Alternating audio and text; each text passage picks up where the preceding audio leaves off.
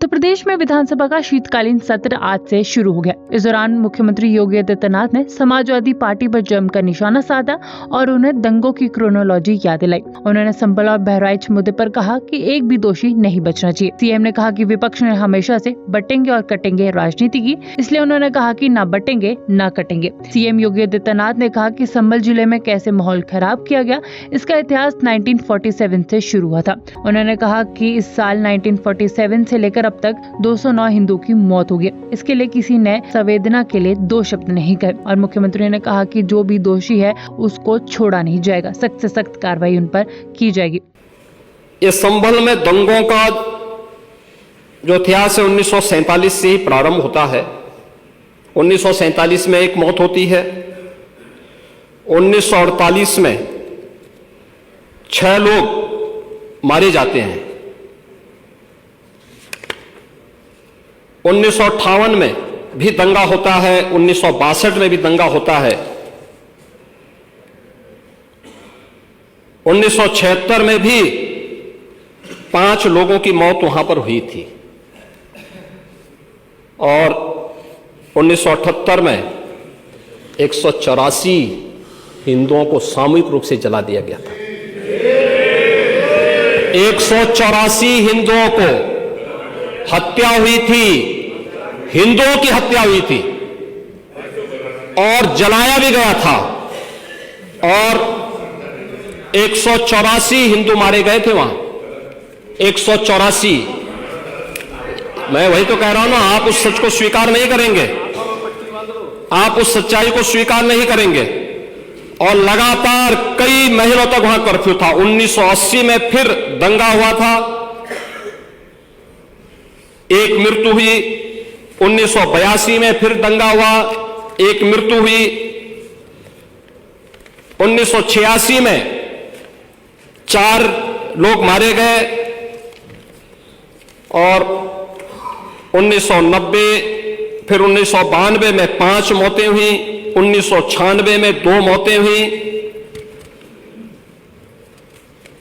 ये लगातार ये सिलसिला चलता रहा। 1947 से लेकर के अब तक 209 हिंदुओं की निर्मम हत्या वहां हुई है संभल के अंदर। 209 हिंदुओं की, और एक भी बार किसी ने उन निर्दोष हिंदुओं के लिए कभी 2 शब्द नहीं कहे, उनके प्रति, उन परिवारों के प्रति संवेदना के शब्द नहीं कहे। महोदय, जो आज घड़ियाली आंसू बहा रहे हैं, ये लोग कभी भी उन निर्दोष हिंदुओं के बारे में कभी 2 शब्द नहीं कहे। वहां पर 1978 में जो दंगा हुआ था, महोदय, किस प्रकार की स्थिति थी। एक वैश्य जिसने सबको उधार दे रखा था पैसा, और उस बात को मानता था कि साहब मैं तो सबको पैसा देता हूं, मेरे यहां तो सब व्यवसाय के साथ जुड़े हुए हैं। अगल बगल के हिंदू दंगा होने के बाद उनके घर में इकट्ठे होते हैं, फिर उनका गला रेंद करके हत्या होती है। ये लोग सौहार्द की बात करते हैं, शर्म नहीं आती इन लोगों को सौहार्द के बारे में चर्चा करने की। 1978 से जो मंदिर आज निकल रहा है, 1978 से इन लोगों ने कभी खोलने नहीं दिया उस मंदिर को, जो आज बजरंगबली का मंदिर निकल रहा है, जो वहां पर आज 22 कुएं किसने बंद किए थे, इन 22 कुओं को भी वहां पे बंद किया गया। और वहां का माहौल इतना तनावपूर्ण किसने बनाया था? ये पत्थरबाज कौन थे? एक भी गिरफ्तारी बिना साक्ष्य के नहीं हो रही है। और याद रखना, जिसने पत्थरबाजी की होगी, जिसने माहौल खराब किया होगा, उसमें एक भी बचने वाला भी नहीं है, एक भी नहीं बचेगा। हम माननीय उच्चतम न्यायालय के आदेश का पालन करते हैं, सम्मान भी करते हैं। और क्या संविधान को आप मान रहे हैं? क्या आप लोग संविधान के प्रति सचमुच वचनबद्ध हैं? मैं तो धन्यवाद दूंगा माननीय अध्यक्ष जी को। इस बात के लिए कि आज उन्होंने संविधान की मूल प्रति यहां पर दी है। बाबा साहब भीमराव अंबेडकर जी ने 26 नवंबर 2049 को जिस संविधान को बनाकर के देश को सौंपा था, उस मूल संविधान की प्रस्तावना को एक बार पढ़िए। मौलिक कर्तव्यों के बारे में, मौलिक अधिकारों के अध्याय के चित्र को देखिए। अलग अलग उन आर्टिकल के उस पृष्ठों का अवलोकन करिए, आपको उसमें राम भी नजर आएंगे, कृष्ण भी नजर आएंगे। लंका दहन के उपरांत बजरंगबली भी नजर आएंगे, ज्ञान का उपदेश देने वाले बुद्ध भी नजर आएंगे। भारत की समृद्ध परंपरा का दर्शन आपको उस संविधान में मिलेगा जो बाबा साहब भीमराव अंबेडकर ने दिया था। लेकिन उस मूल संविधान में कहीं भी धर्मनिरपेक्ष या पंथ निरपेक्ष या फिर समाजवाद शब्द नहीं है, और ये आप सबकी आंखों को खोलने वाला होना चाहिए। आप लोग संविधान में बदलाव की बात करते हैं। जिन लोगों ने संविधान का गला घोंटा, उनका पिछलग्गो बन करके केवल सत्ता हथियाना चाहते हैं, जनता की आंखों में धूल झोंकना चाहते हैं। ये नहीं हो सकता, ये देश आपको नहीं करने देगा, और वह प्रति आपको दी गई है, आप उसका अवलोकन करिए। और मैं नेता विरोधी दल को इसलिए बोलना चाहता हूं, बुद्ध ने करुणा और मैत्री का संदेश उस कालखंड में दिया था जब विदेशी हमले होने शुरू हो गए थे। लेकिन उससे पहले राम ने कहा था, निस्सरहीन करो मही भुज उठाए प्रण कीन। उससे पहले भगवान कृष्ण ने भी कहा था, परित्राणाय साधूनाम विनाशाय च दुष्कृताम। और हम तो राम और कृष्ण को ही मानते हैं, बुद्ध पर विश्वास करते हैं, उन्हीं को आदर्श मान करके हम लोग कार्य करते हैं। शासन पद्धति एक भी इंच इधर उधर नहीं करते उसके बगैर। और इसीलिए मैं आपसे कहने के लिए आया हूं, संभल की घटना या कुंदरकी की जीत, जैसे ही आपके खटाखट की असलियत सामने आई, जनता ने कहा सपा चट। उपचुनाव में 9 में से 7 तो भारतीय जनता पार्टी और एनडीए गठबंधन जीता है। और यही नहीं, सीसामऊ और करहल, याद करिए 2000। अगली बार होगा, अगली बार होगा छचो। अरे आप चिंता मत करिए, देख लेना अगली बार कुछ नहीं रहे, बहुत ज्यादा रहे। अगली बार सीसामऊ में भी बाल बाल बच गए। तो अपनी जड़ें याद आने लग गई हैं। अब आपने देखा होगा उन लोगों के वक्तव्य को, डिजिटल मीडिया में थोड़ा अवलोकन करिए और देखिए वहां पे जब लोग चिल्ला चिल्ला के बोल रहे हैं कि इन विदेशियों से पिंड छुड़ाना है। क्या बोल रहे हैं लोग, सबको अपनी जड़ें याद आने लग गई हैं। और मुझे लगता है जिस दिन इकबाल महबूब जी को भी अपनी जड़ें याद आएंगी, वह भी फिर यही बात बोलेंगे जो इधर के मान्य सदस्य कह रहे हैं।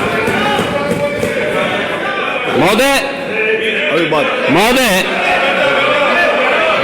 मैं उनसे कहूंगा, उत्तर प्रदेश में विधानसभा का शीतकालीन सत्र आज से शुरू हो गया। इस दौरान मुख्यमंत्री योगी आदित्यनाथ ने समाजवादी पार्टी पर जमकर निशाना साधा और उन्हें दंगों की क्रोनोलॉजी याद दिलाई। उन्होंने संभल और बहराइच मुद्दे पर कहा कि एक भी दोषी नहीं बचना चाहिए। सीएम ने कहा कि विपक्ष ने हमेशा से बटेंगे और कटेंगे राजनीति की, इसलिए उन्होंने कहा कि ना बटेंगे ना कटेंगे। सीएम योगी आदित्यनाथ ने कहा कि संभल जिले में कैसे माहौल खराब किया गया, इसका इतिहास 1947 से शुरू हुआ था। उन्होंने कहा कि इस साल 1947 से लेकर अब तक 209 हिंदू की मौत हो गई। इसके लिए किसी ने संवेदना के लिए 2 शब्द नहीं कहे। और मुख्यमंत्री ने कहा कि जो भी दोषी है उसको छोड़ा नहीं जाएगा, सख्त से सख्त कार्रवाई उन पर की जाएगी। ये संभल में दंगों का जो इतिहास है 1947 से ही प्रारंभ होता है। 1947 में एक मौत होती है, 1948 में 6 लोग मारे जाते हैं, 1958 में भी दंगा होता है, 1962 में भी दंगा होता है, 1976 में भी 5 लोगों की मौत वहां पर हुई थी और 1978 में 184 हिंदुओं को सामूहिक रूप से जला दिया गया था।